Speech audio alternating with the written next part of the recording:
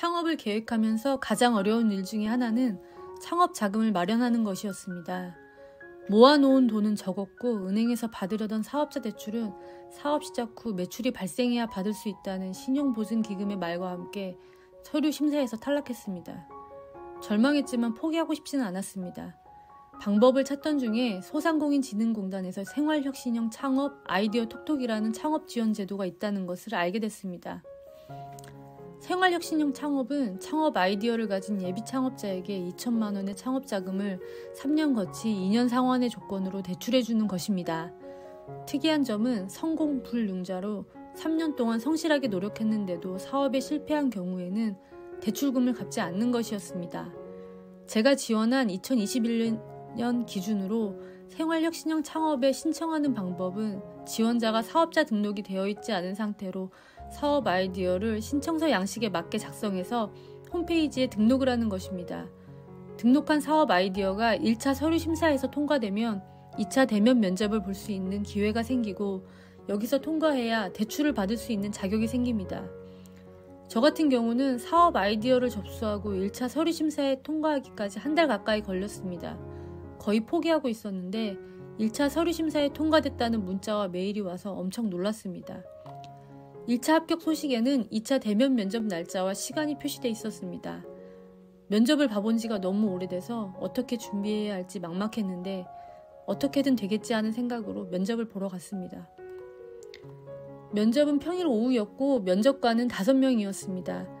각자 노트북을 앞에 두고 앉아 있었고 저는 제 사업 아이디어를 짧게 소개한 이후에 면접관 모두에게 차례차례 질문을 받았습니다. 정확한 면접 시간은 기억나지 않지만 10분에서 15분 사이가 걸렸던 것 같습니다. 차분하게 대답하려고 노력했지만 질문마다 당황하면서 엄청 횡설수설만 하다가 나온 느낌이었습니다. 사실 면접을 보고 난 후에 정말 붙을 수 있다는 확신이 없었는데 얼마 지나지 않아 운이 좋게도 합격했다는 통보를 받았습니다. 합격 통보와 함께 대출에 필요한 서류 목록은 메일로 받았고 그 서류들을 챙겨서 사는 지역에 있는 소상공인진흥공단 사무실에 방문했습니다.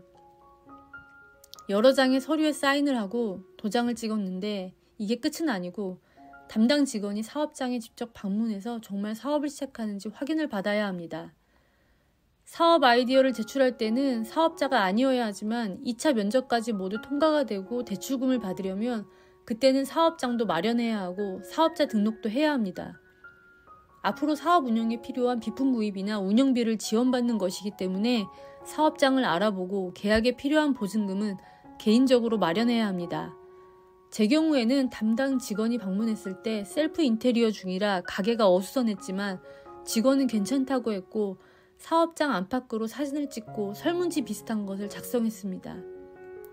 그 후 일주일 정도 후에 2천만 원이 입금됐습니다. 누군가에게 2천만 원은 쉽게 벌 수 있거나 자신의 통장에 있는 여유자금일 수도 있겠지만 저에게 이 돈은 정말 마련하기 어려운 금액이었습니다. 첫 창업을 준비하면서 직장도 없고 담보도 없이 나이만 40대인 제가 대출을 받는 게 정말 힘든 현실을 깨달았습니다.